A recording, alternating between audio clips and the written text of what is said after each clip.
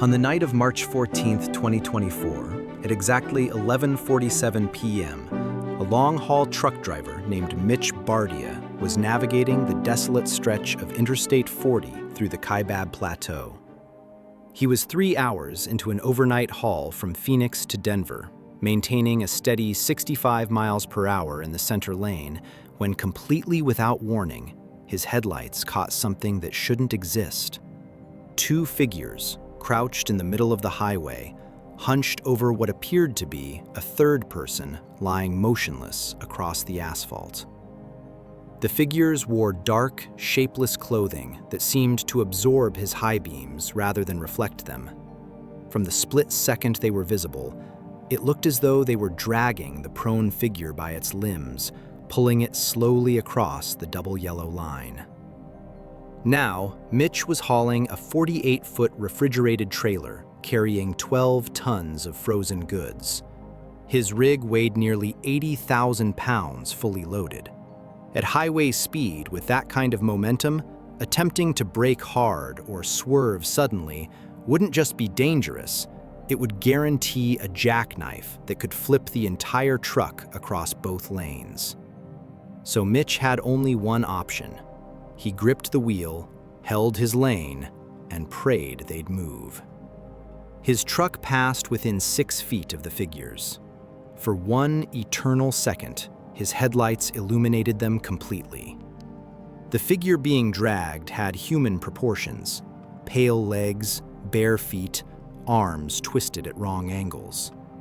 The two dragging it turned their heads toward his cab as he passed, but where their faces should have been, there was only darkness.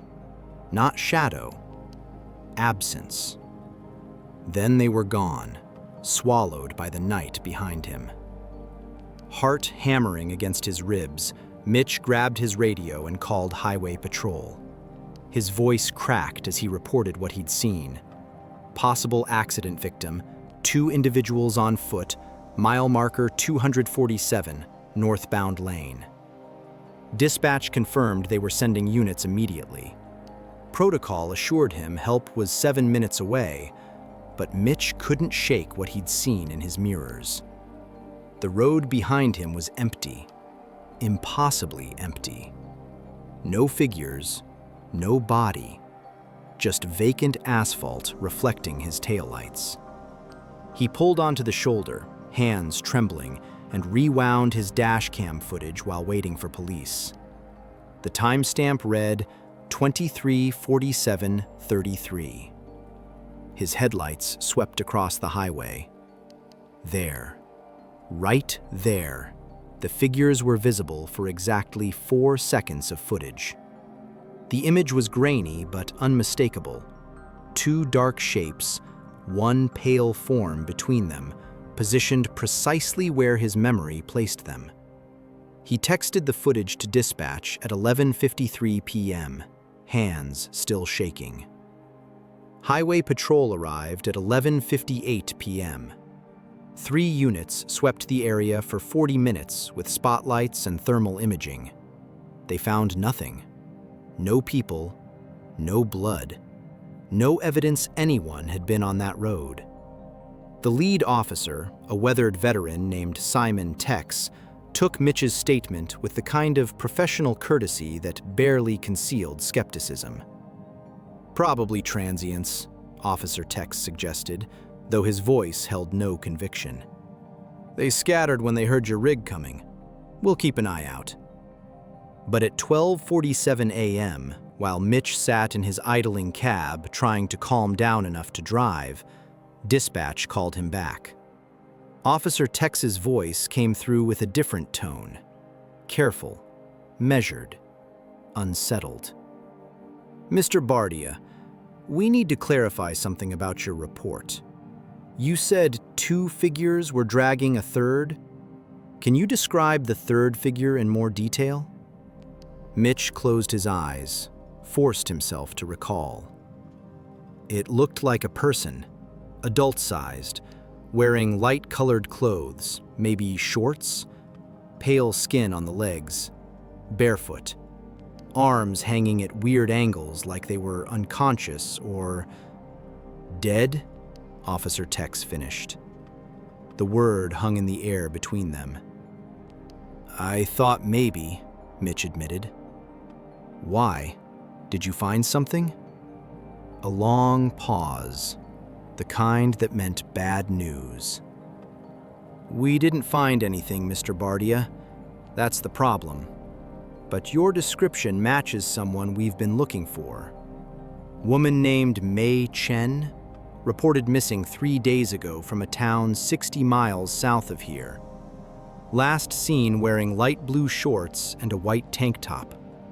Her car was found abandoned near the Jackrabbit Creek Bridge, the one your footage shows you passed about 4 miles before mile marker 247. Mitch's blood went cold. You think those people, were they hurting her? Taking her body somewhere? Another pause, longer this time. We don't know what to think, Mr. Bardia, because Mei Chen's car went into Jackrabbit Creek. We recovered it yesterday morning. She drowned 3 days ago. We are treating this as a recovery operation now, not a rescue. Her body is still in the creek, according to our divers. They saw it hung up on a debris pile. They're going back at first light to retrieve her. The implication hit Mitch like a physical blow. The figures he'd seen were dragging something across the highway at 11:47 p.m. But the woman they resembled had been dead for 72 hours, her body 4 miles away in a river. So what did I see? Mitch whispered into the radio. Officer Tex's response came after a long, uncomfortable silence. That's what we're trying to figure out, sir. We'd like you to come to the station tomorrow morning. We need to review that footage frame by frame. And Mr. Bardia, don't share this with anyone. Not yet. Ma'am, I need you to stay right there. Please, help me. Are you hurt? What happened here? They're coming. It's okay. I've got you. Thank you. You're safe now. What Mitch Bardia didn't know, as he sat in his truck that night, staring at his dash cam on loop, was that he wasn't the first person to see something impossible on that highway. And he wouldn't be the last. 70 miles south, a rideshare driver named Malie Kaz was finishing her 7th ride of a 17-hour shift, desperately trying to make enough money to cover her daughter's daycare and next month's rent. Financial desperation had pushed her to accept rides she would normally refuse. Late-night pickups in remote locations, passengers who gave addresses that led nowhere, routes that took her down increasingly isolated roads where cell service flickered and died. At 2:30 a.m., she would accept a ride request from someone named Im Chen with a pickup location that placed her in the middle of the Kaibab National Forest, miles from the nearest town. When she arrived, there would be no passenger waiting, just darkness, distant trees, and the sound of water running somewhere in the black.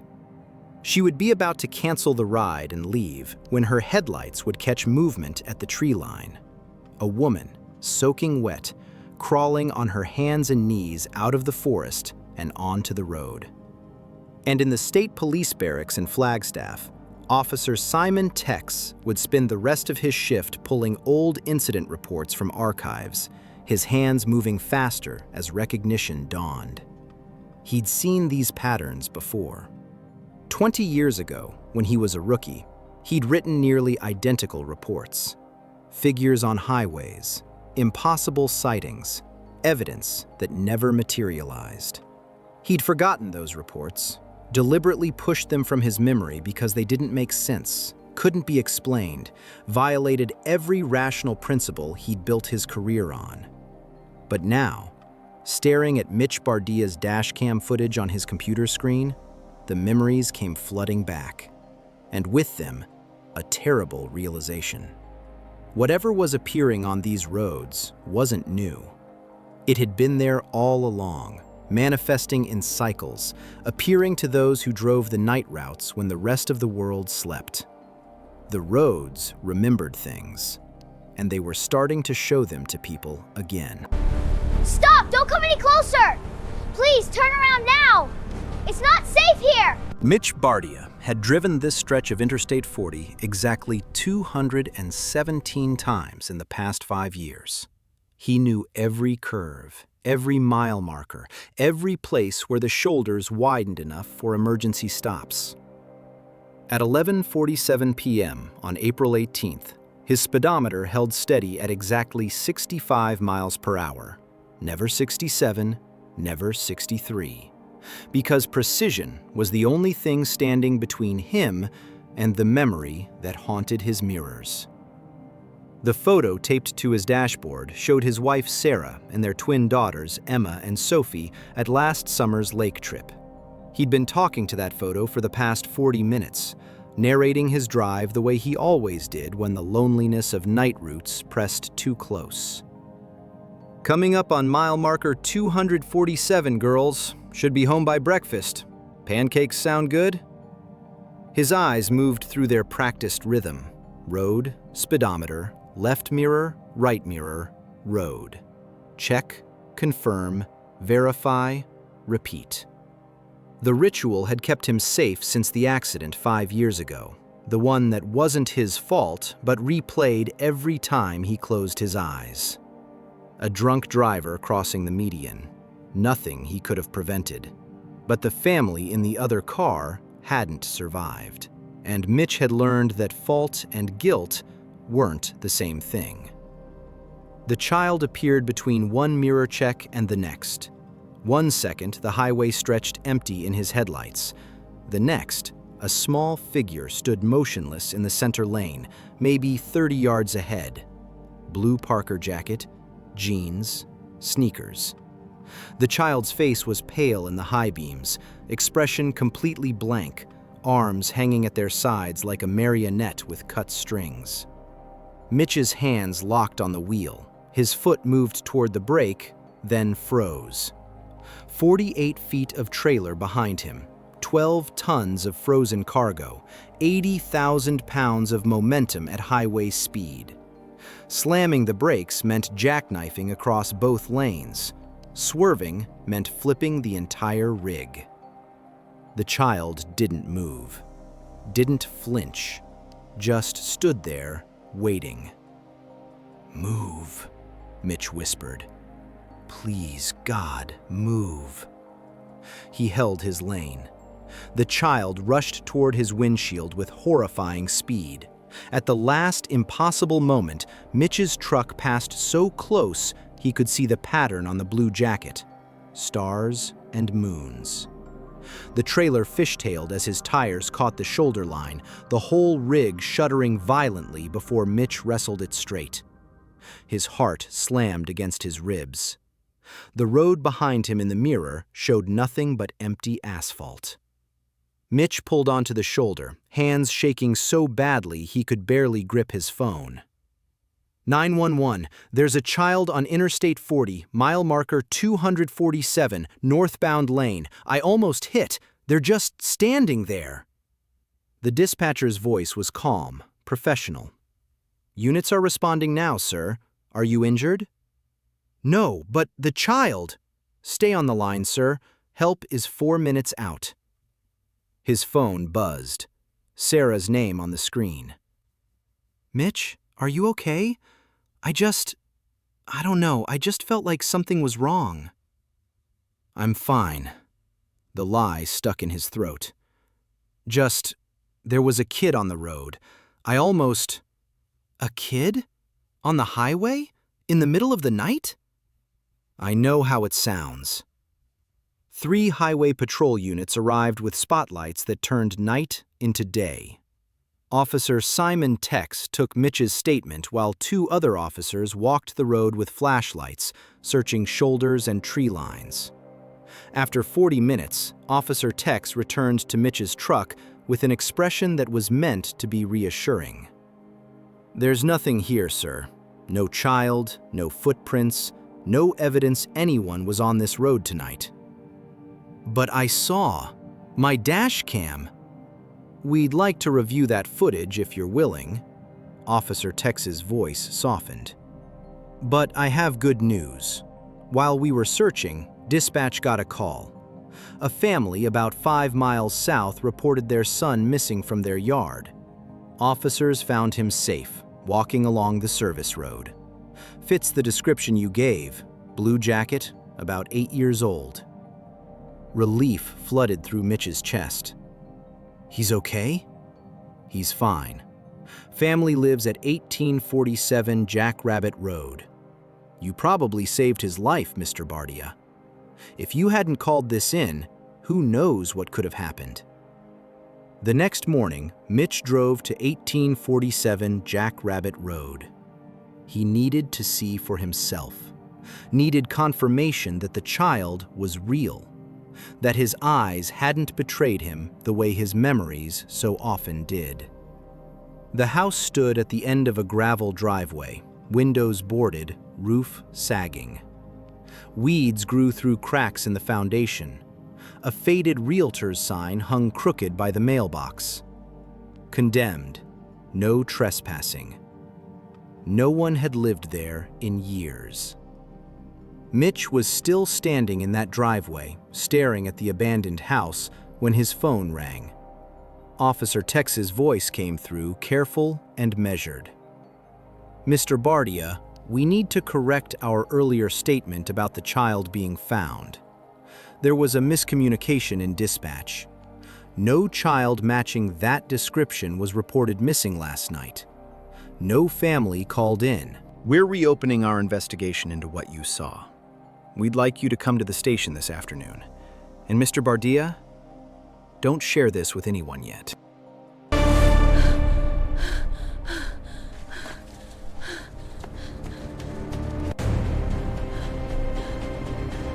Malie Kaz's phone showed $287.43 earned. $412.57 still needed to cover daycare and rent. At 2:30 a.m. on May 8th, she was beyond exhausted, 17 hours into a shift that had started yesterday morning, but the math was unforgiving. Her daughter Zoe needed breakfast, needed clothes that fit, needed a mother who could prove to family court that she was stable enough for custody. The text from her ex-husband Derek glowed on her lock screen. "Judge wants income verification by Friday. Better hope those night shifts are worth losing sleep over our daughter." Our daughter. As if he'd been there for the 3 a.m. fevers, the school pickups, the 1,000 small emergencies he'd walked away from. The ride request pinged. M. Chen. Pickup in 12 minutes. Destination: Jackrabbit Creek Overlook. The location dropped a pin in the middle of Kaibab National Forest, miles from the nearest gas station. Malie's thumb hovered over decline. Every rideshare safety guide said refuse isolated pickups after midnight.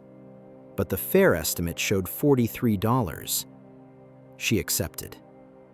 The paved road gave way to gravel, then to dirt that narrowed between walls of ponderosa pine. Her headlights carved a tunnel through darkness so complete it felt solid. Cell service flickered and died. The GPS pin placed her passenger's location ahead, but when Malie reached the coordinates, there was nothing. Just a dirt pullout overlooking black forest, and somewhere below, the sound of water running over stones. She waited 5 minutes, texted the passenger. "I'm here." No response. No missed calls. The forest pressed against her windows, and every shadow between the trees seemed to shift when she wasn't looking directly at it.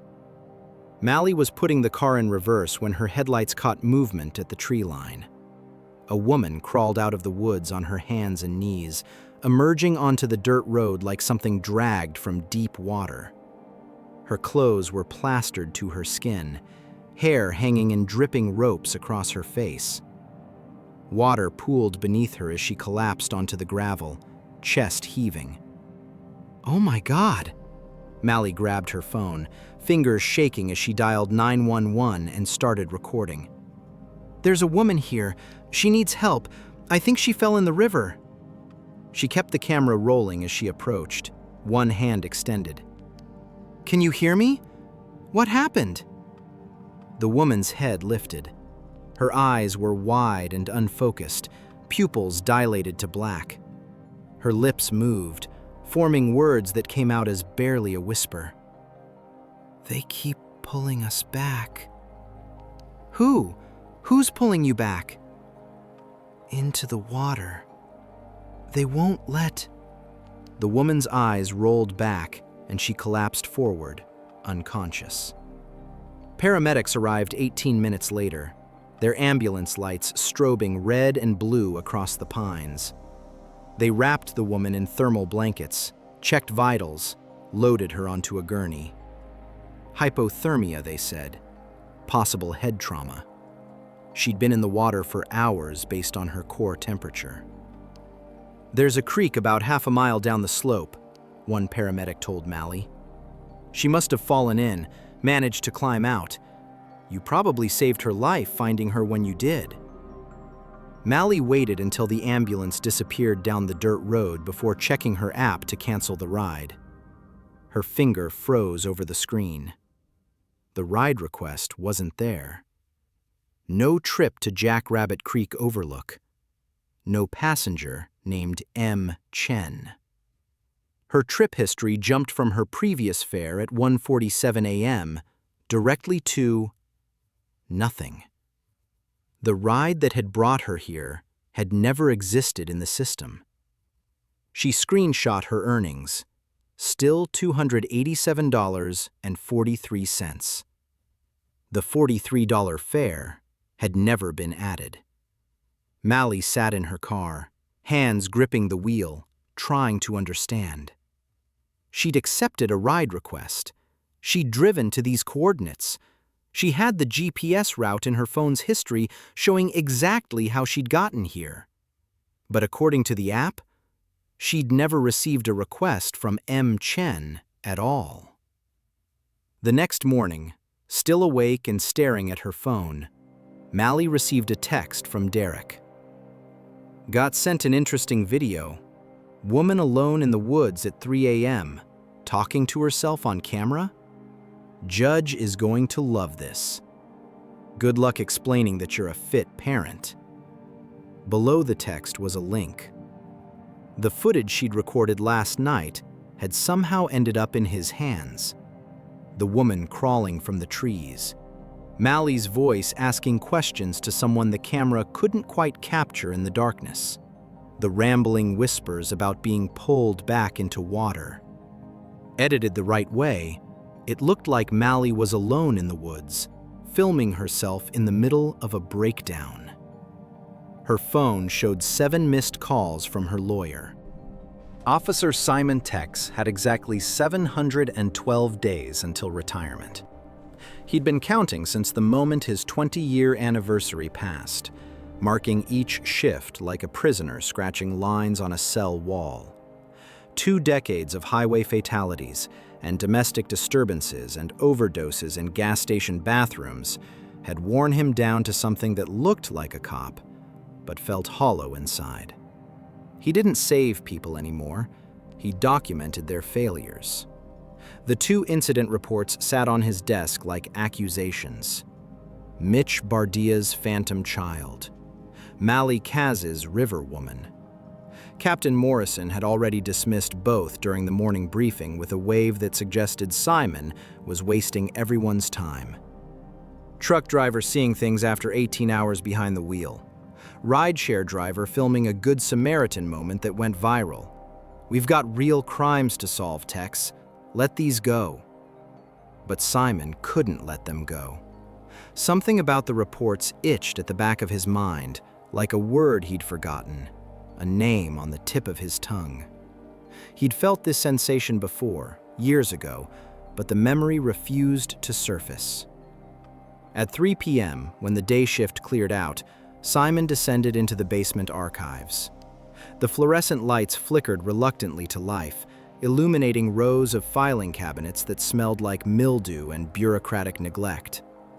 He started with recent years and worked backward, pulling any report that mentioned unexplained figures on highways, impossible sightings, witnesses who swore they saw things that weren't there. 1998. Motorist reports man in outdated clothing standing on median vanishes when approached. 1987. Multiple calls about woman in white dress walking against traffic, never located. 1974. Truck driver nearly hits child on Route 89. Police find no evidence. The stack grew. Dozens of reports spanning decades, all dismissed, all filed away and forgotten. Simon's hands moved faster as the pattern emerged. Then he found the report from 1989, and his blood went cold. The handwriting was his own. Neater, the letters formed by a younger man's hand, but unmistakably his. Officer S. Tex responding to report of hitchhiker on Interstate 40, mile marker 251.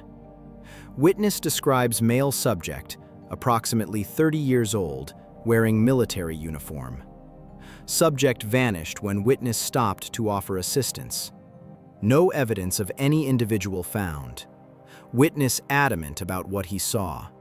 Closing as unfounded. Simon had no memory of writing this report. None. 20 years as a cop, and an entire incident had been erased from his mind like chalk from a blackboard.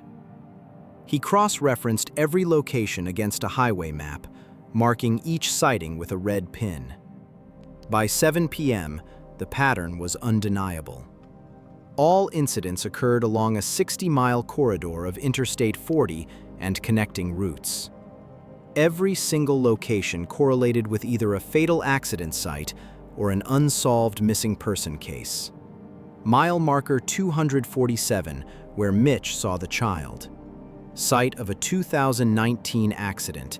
Victim's body never recovered from Jackrabbit Creek. Packer Woods Road, where Malie found the woman. 3 people had drowned in that section of river over the past 30 years. Mile marker 251, where Simon had forgotten his own encounter. A soldier had disappeared from a rest stop in 1987. Car found abandoned, no trace of the man. The roads were remembering their dead. At 8 p.m., Simon drove to the truck depot where Mitch Bardia was preparing for another haul. Mitch looked like he hadn't slept in days, dark circles under his eyes, hands that couldn't stop moving. "I saw it again," Mitch said before Simon could introduce himself. "Last night, in my driveway. The child was standing by my mailbox, just watching my house. I called 911, but by the time I looked back, nothing was there. Did you tell your wife? She thinks I'm having a breakdown. Maybe I am." Simon showed him the map with its constellation of red pins. "You're not breaking down, Mr. Bardia. You're seeing something that's been happening for decades.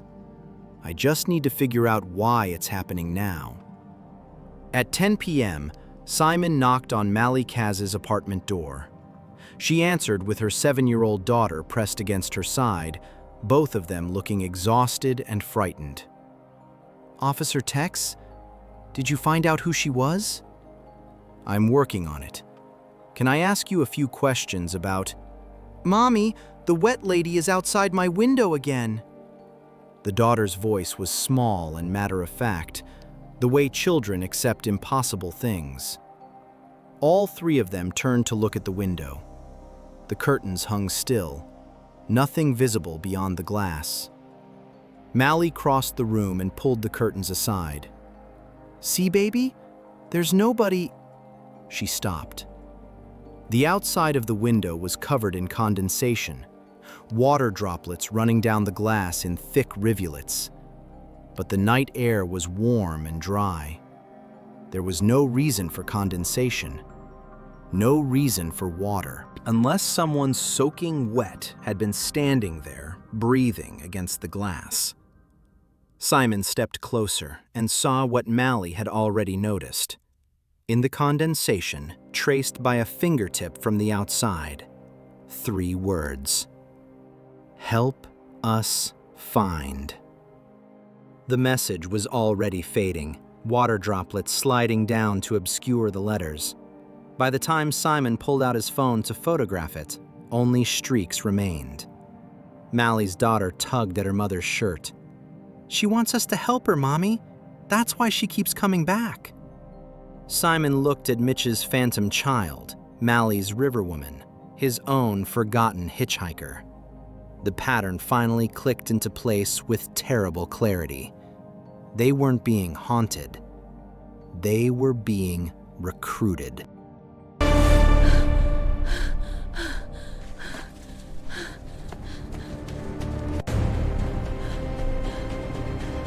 Mitch lasted 3 days before financial reality forced him back behind the wheel.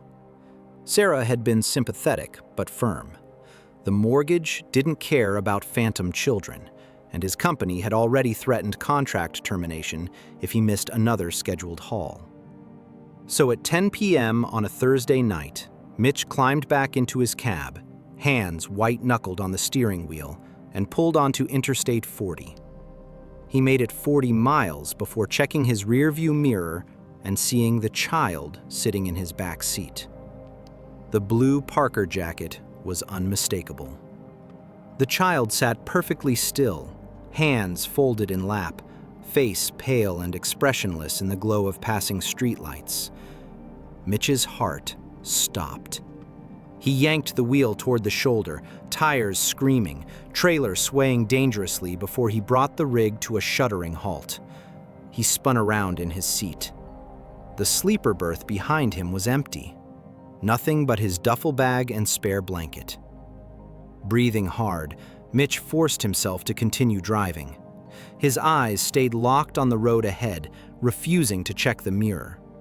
But at mile marker 239, his discipline broke. He glanced up. The child was running alongside his truck, not behind it, not in it, beside it, keeping perfect pace at 60 miles per hour, small legs moving in an impossible blur.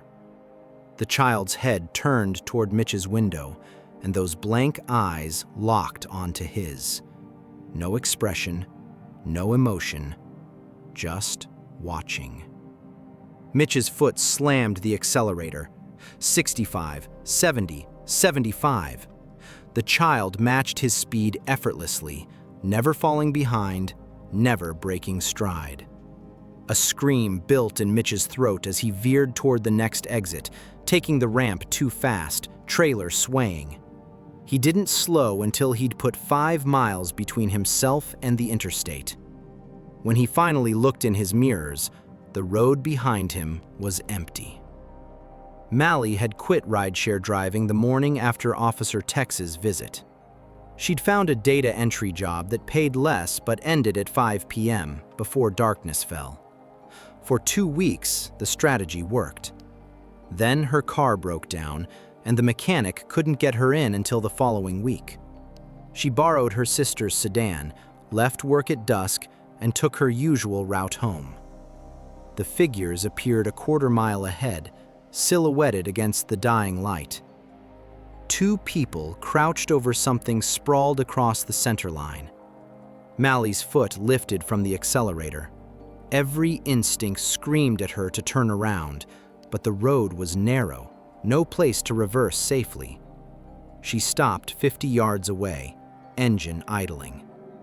Through her windshield, she watched the figures work methodically, dragging their burden inch by inch across the asphalt.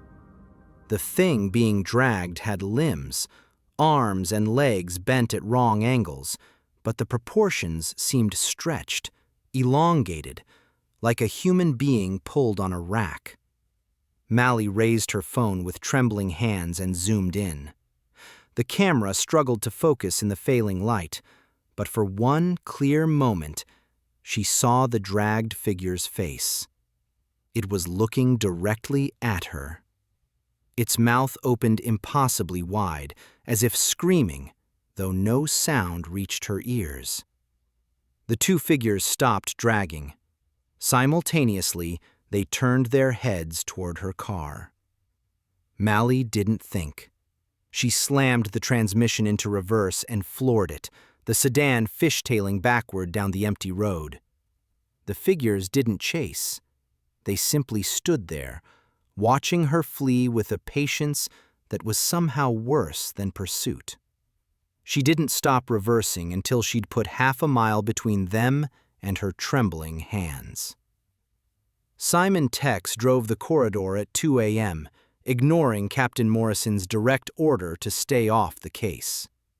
His patrol car moved slowly past each incident location, spotlights sweeping shoulders and tree lines.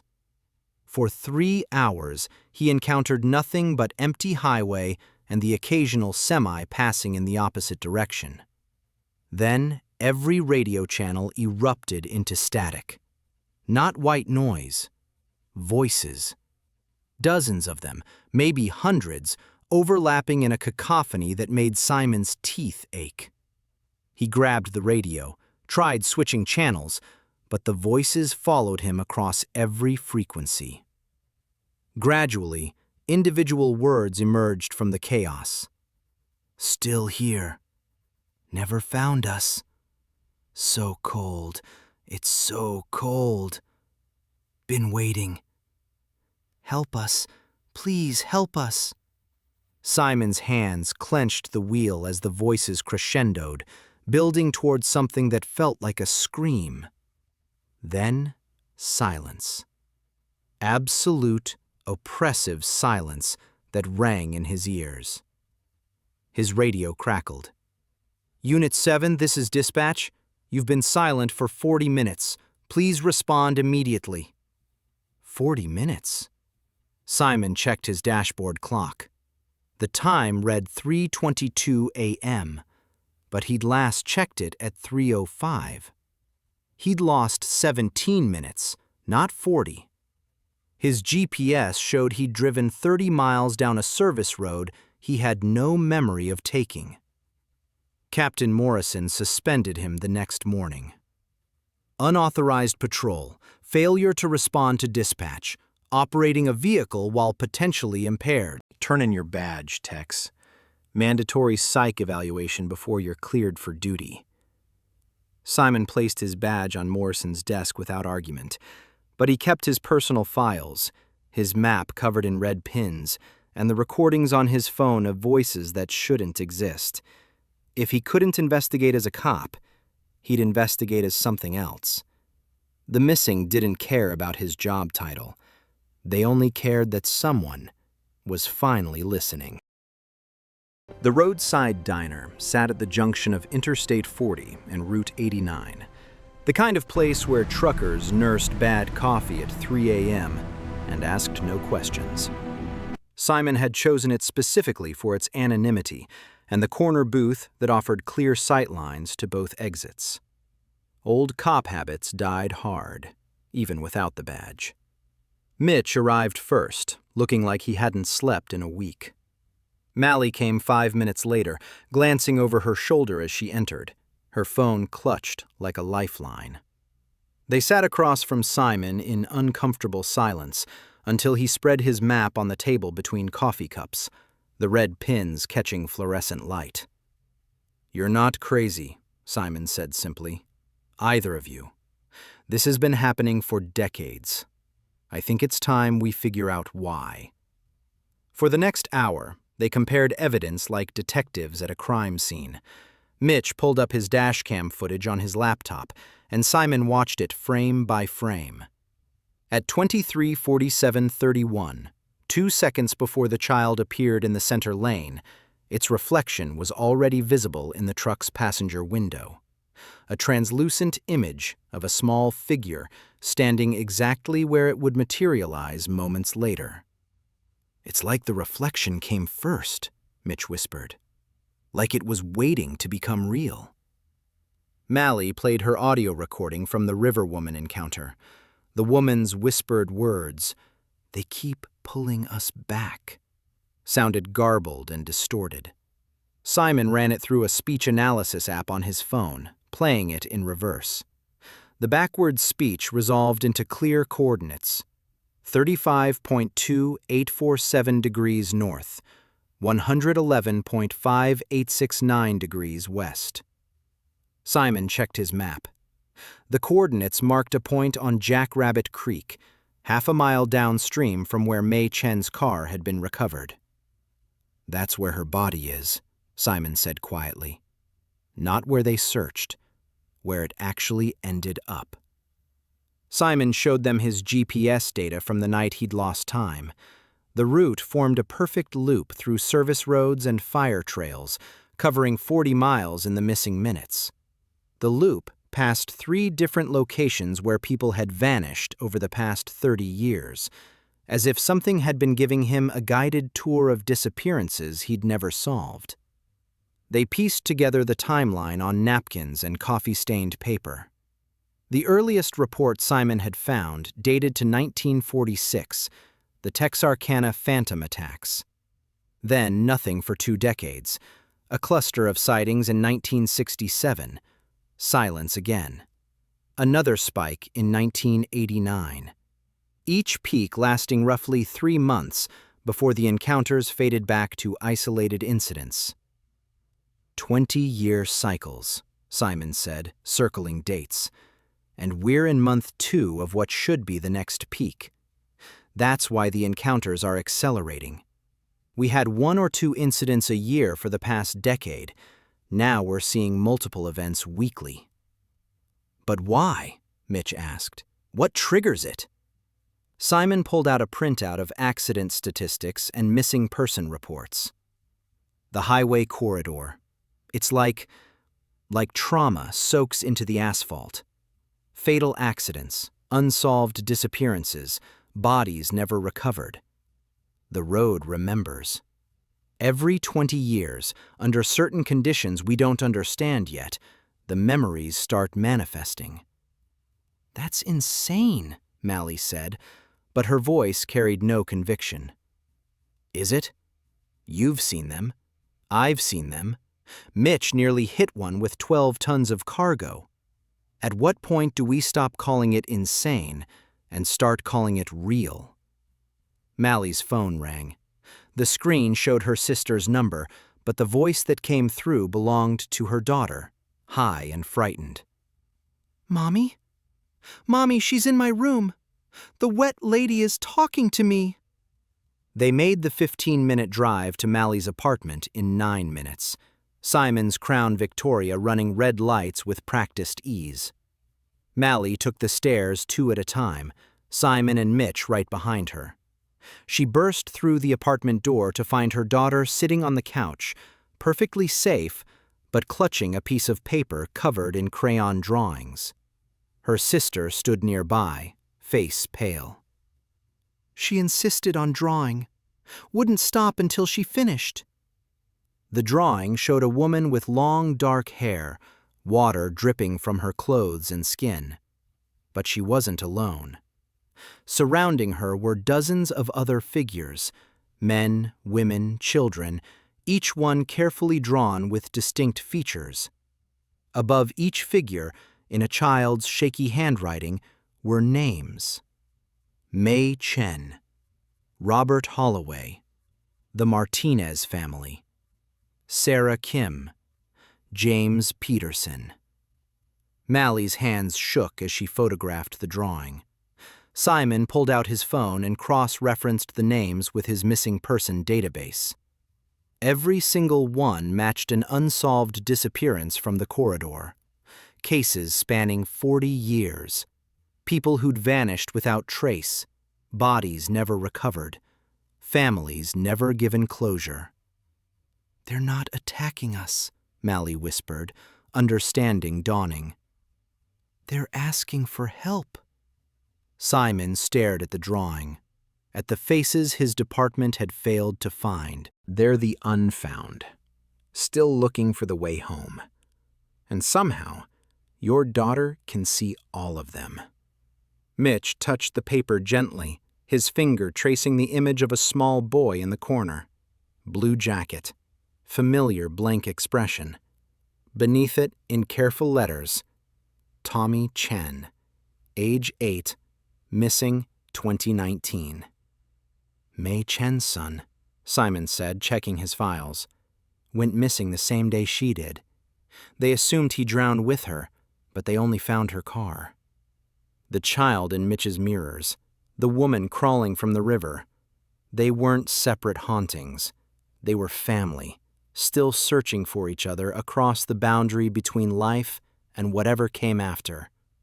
And now, somehow, they'd found 3 people willing to stop running long enough to listen. Mitch's company served him with breach of contract papers on a Tuesday morning. $300,000 in damages for refusing to complete scheduled hauls. His lawyer said they'd probably settle for less, but the legal fees alone would bankrupt him. Sarah delivered her ultimatum that same night, voice-breaking but resolute. Get professional help, Mitch, or I'm taking the girls to my sister's in Colorado. I can't watch you destroy yourself. By Thursday, Mitch was alone in the house. The silence pressed against his eardrums like deep water. He sat at the kitchen table staring at therapist referrals he had no intention of calling, because how do you explain to a psychiatrist that the roads are haunted by the unfound? Movement in the yard caught his eye. The child stood beneath the oak tree, blue Parker jacket luminous in the porch light. Mitch's breath caught. The child's mouth moved, forming words without sound. Mitch stood slowly, crossed to the window, pressed his palm against the glass. The child's lips moved again, clearer this time. Help me. I don't know how, Mitch whispered. The child raised one arm and pointed, not at Mitch, past him, east toward the highway corridor that had consumed his life. Then the child faded like morning mist, leaving only wet grass where he'd stood. Mitch checked his phone. 3 missed calls from a number he didn't recognize. A text from Officer Tex. We need to talk, tonight. It's urgent. The custody hearing lasted 47 minutes. Malie sat rigid in her chair while her ex-husband's lawyer presented exhibit after exhibit. Dashcam footage of her filming the river woman, screenshots of her frantic texts about the wet lady appearing at windows, testimony from her former rideshare passengers describing her erratic behavior and paranoid statements. The judge's face remained impassive as Malie tried to explain, tried to make him understand that what she'd seen was real. Ms. Kaz, the court recognizes you've been under considerable stress. However, documented psychological episodes and erratic behavior present a risk to the minor child's well-being. Temporary custody is granted to the father, pending Ms. Kaz's completion of court-mandated psychiatric evaluation. Her ex-husband's smirk from the gallery was the last thing she saw before she fled the courtroom. Malie made it to her car before the tears came. She sat behind the wheel, forehead pressed against the steering column, trying to remember how to breathe. When she finally looked up, the wet woman sat in the passenger seat. Malie didn't scream. Some part of her had been expecting this. The woman's hair hung in dripping strands, water pooling on the upholstery, but her expression wasn't threatening. She looked unutterably sad, like someone who'd been crying for years. "What do you want from me?" Malie whispered. The woman raised her arm, the same gesture Mitch was witnessing 60 miles away, and pointed east, toward the highway. Her lips moved. "Tonight, please." Malie blinked, and the passenger seat was empty. Only a wet outline remained, already evaporating in the afternoon heat. Simon had been living in the roadside motel for 3 days, ever since his suspension. The room's walls were covered with case files, maps, photographs, a conspiracy theorist's fever dream made real. but the pattern had finally revealed itself with devastating clarity. The encounters weren't random.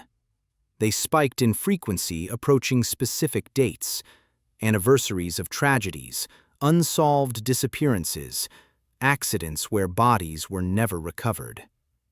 The phenomenon wasn't attacking anyone. It was desperately trying to communicate before some critical window closed. Simon's hands trembled as he pulled a yellowed file from 1946. The Texarkana Phantom Attacks. Police had hunted for a man, arrested suspects, closed cases, but they'd found the wrong thing. The attacks had stopped not because a killer was caught, but because the anniversary passed. The phenomenon had retreated, waiting for the next cycle. He cross-referenced the current spike against historical records and felt his blood turn to ice. Mile marker 37, the geographical center of the corridor. May 19, 1926. A bus carrying 17 children had crashed through the guardrail, plunging into a ravine. 14 bodies recovered immediately, 3 never found, presumed swept away by floodwaters. Simon checked today's date. May 19, 2024. 98 years to the day. His phone rang. Not one call, 2, simultaneously, the screens splitting to show both incoming numbers. Mitch Bardia, Malie Kaz. People who'd never met each other, calling him at the exact same moment. Simon answered on speaker. I know. I feel it too. Mitch's voice was raw. I have to go to mile marker 37. I don't know why, but I have to. Malie's whisper. She showed me where. Tonight. They're all waiting. It's the anniversary, Simon said, staring at his map where 3 red pins converged on a single point. The children who were never found. They've been trying to show us for 98 years, and tonight is our last chance to listen. Last chance for what? Mitch asked. Simon looked at the constellation of pins, the decades of dismissed reports, the forgotten voices crying out from static. To help them finish crossing. To finally let them rest. Outside his motel window, the sun was setting. In 3 hours, it would be midnight, the exact moment the bus had crashed 98 years ago. Mile marker 37, Simon said. Midnight. All of us. He hung up and began packing his files. Whatever was waiting at that mile marker tonight, he would meet it. Not as a suspended cop, but as someone who'd finally stopped running from the truth. The roads remembered. And tonight, they would speak. They arrived at mile marker 37, within minutes of each other.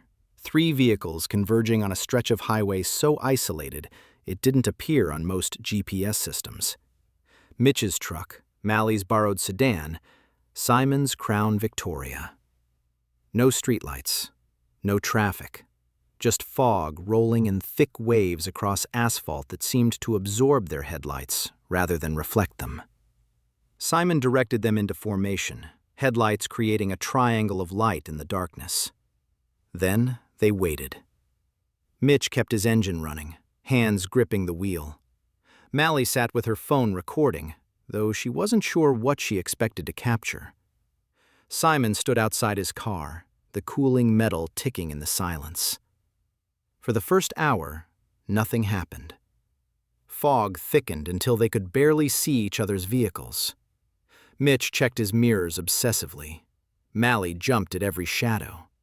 Simon's hand drifted repeatedly to where his badge used to be. Then the figures began emerging. The child came first, stepping out of fog at the edge of Mitch's headlights. Blue Parker jacket, blank expression.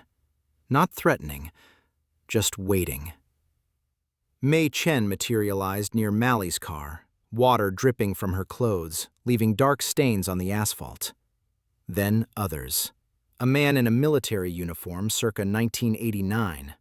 A young couple holding hands and wearing clothes from the 1940s. A teenage girl with a backpack. More and more until dozens of figures stood at the perimeter of light, patient as gravestones. Simon's police radio crackled to life despite being turned off. Voices filled the speaker, clearer than they'd ever been. Not overlapping chaos now, but orderly, each one waiting its turn. Names, dates, final words. A roll call of the forgotten. "This is insane," Mitch whispered, reaching for his gear shift. "We need to go, now." "No," Malie's voice was steady. "My daughter drew them. They wanted us here. They've been waiting for someone to stop running." Simon stepped forward into the space between vehicles. "We're the first people who stopped. That's why they chose us." The child moved toward Mitch's truck. Up close, its face resolved into features Mitch recognized from a photograph he'd stared at for 5 years. The boy from the accident that wasn't his fault. The one whose body had never been recovered from the river. Tommy Chen, age 8. May's son. The child took Mitch's hand. His fingers were cold but solid, undeniably real. He led Mitch to the tree line and pointed to a spot 30 feet from where search teams had given up looking. Mitch understood with crushing clarity. The child hadn't been haunting him out of anger or revenge. He just wanted someone to find him, to bring him home to his mother. "You just wanted to be found," Mitch said, tears streaming down his face. Mei Chen approached Malie, and when she whispered her name, Malie finally understood. The rideshare passenger who'd never existed. The coordinates in backwards speech. Mei showed her a vision. Her car deliberately driven into Jackrabbit Creek, choosing drowning over whatever her stalker had planned. But no one had known where to look. Her son had wandered onto the highway searching for her, and they'd both been lost in the same night. "I'll tell them," Malie promised. "I'll make sure they know. You'll both be found." Simon found himself surrounded by figures from cases that had eaten at him for 20 years. The hitchhiker he'd forgotten. The Martinez family who'd vanished on a camping trip. The soldier from the rest stop. They didn't blame him. Their expressions held only gratitude that someone had finally remembered, had finally cared enough to piece the pattern together. The 1946 couple showed him their truth. Their killer had been caught, but convicted of different crimes. They could rest now that someone knew. As dawn approached, the figures began fading. But differently than before. Peacefully, like fog burning off in morning sun.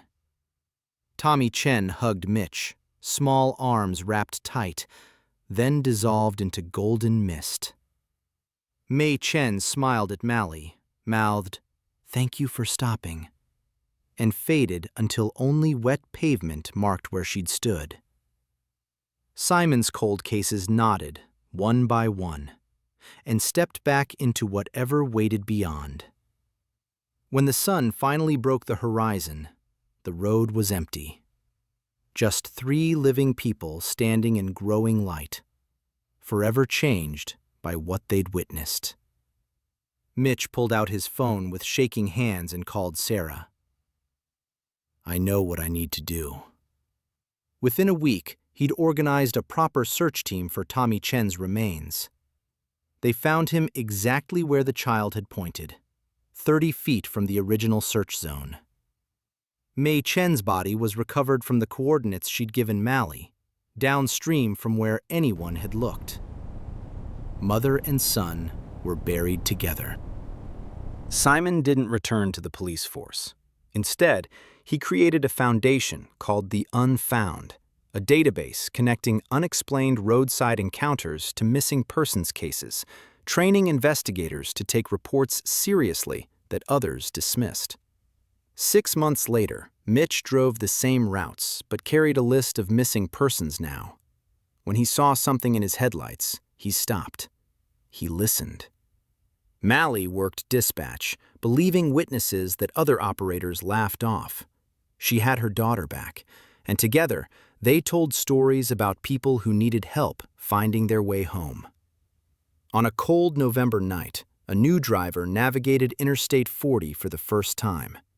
Something appeared in the headlights, a figure standing at the roadside, arm raised.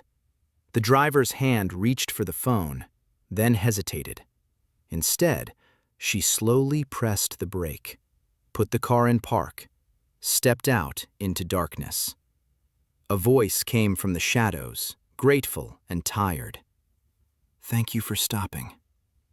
Between 1900 and 2024, over 100,000 people went missing on American highways. Many are still searching for the way home.